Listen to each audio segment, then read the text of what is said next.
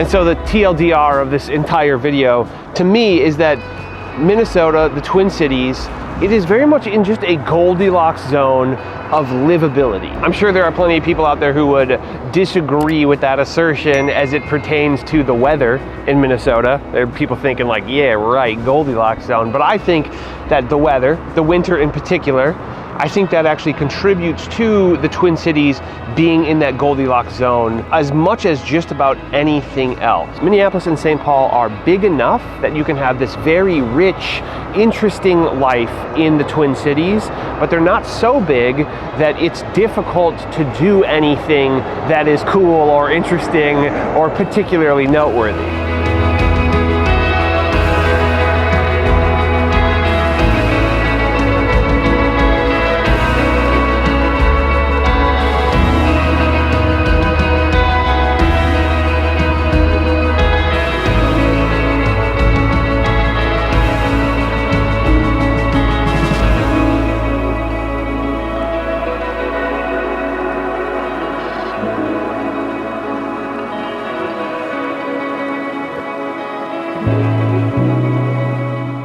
And the truth is, this is all completely based on vibe and conversations that we've had with people we've helped move here.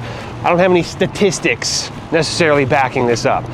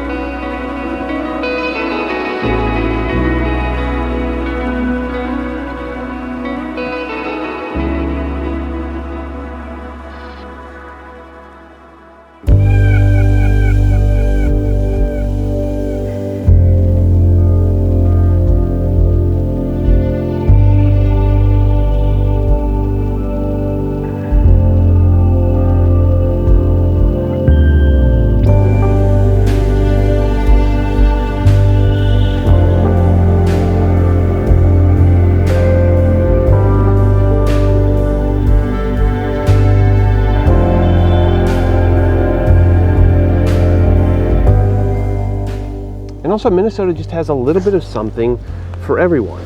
The indoor cats, right? Plenty of stuff to do inside. Obviously, a good chunk of the year, it's winter here, so you have to adapt to be able to have fun and enjoy yourself and kind of, you know, exist in a way that isn't just existing indoors. Outdoors, Minnesota is an absolute playground, and it is so rich with natural beauty.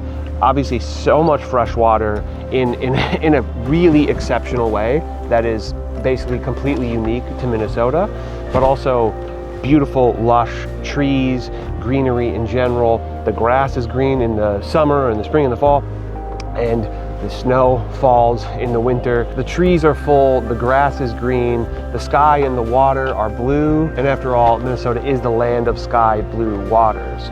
There are beautiful suburban lifestyles across many, many different income levels and many different price points for the homes. There are incredible schools across all different price points. There's several school districts that really rank in the elite of the elite schools in the entire United States. But even at the very reasonable, on a national level, median sale price of $400,000 for a single family home, $400,000, you can end up in a top 10 school district in Minnesota, which puts you in the top 5% of the entire country. There are beautiful city neighborhoods, really about as dense as you could care to go.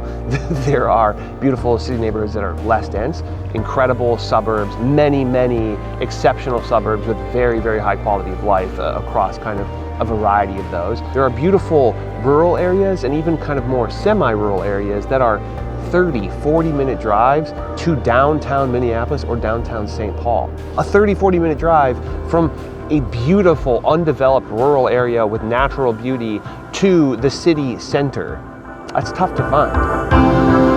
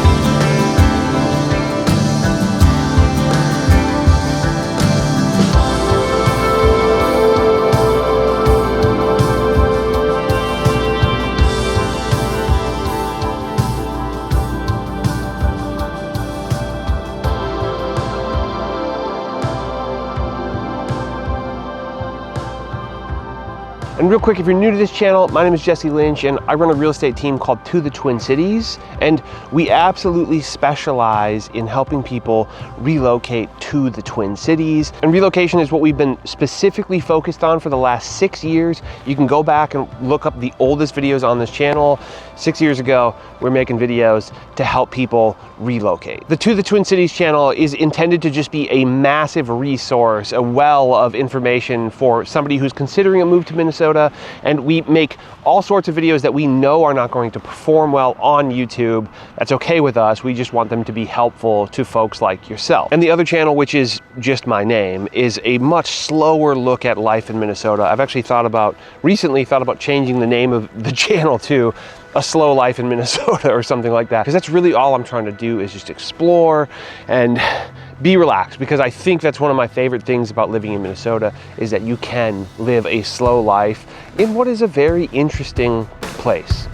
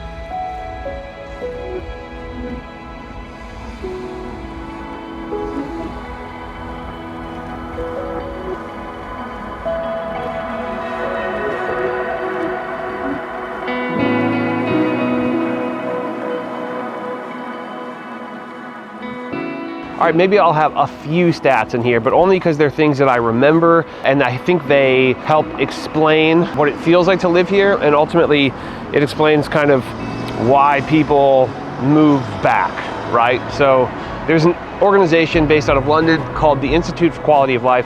They ranked every city in the world fundamentally, and there were 3 tiers: bronze, silver, and gold. Classic, how predictable. But Minnesota, specifically Minneapolis, was the only American city to be ranked gold. And they measured all of these different factors to ultimately land on, overall quality of life. Like, yeah, how good is it to live somewhere? Also, Minneapolis and St. Paul both respectively were ranked 2nd and 3rd in the country for park access. And that access to the outdoors, to me, is one of the things that is just undeniable about not just the city, but the metro on the whole. And then as you get further out of the metro to places like northern Minnesota, the level of beauty is really, truly next level. It kind of just reaches this other echelon of something special. And like I said at the top, the Twin Cities are big enough to be super interesting, but not so big that it's really difficult to do anything, right? At the same time, the pace of life in Minnesota is generally much slower than some of these bigger cities, right? The more major metro areas. But it's not so slow that it's super, super boring. And I think there's a thing that happens that is what caused people to move away in the first place, thinking that the grass was greener on the other side, that there's more opportunity in some of these other metropolitan areas, or it's just a cooler, more exciting place to be. Maybe that's true. Maybe it is more exciting, but the reality is I think people go, oh, I'm gonna burn out on this, and this doesn't feel like a sustainable place. This isn't a place that I can put roots in. And Minnesota is exactly that. It's the place that people come to put roots in. It's really interesting, and to me, it's a no-brainer, right? To me, the math is really easy.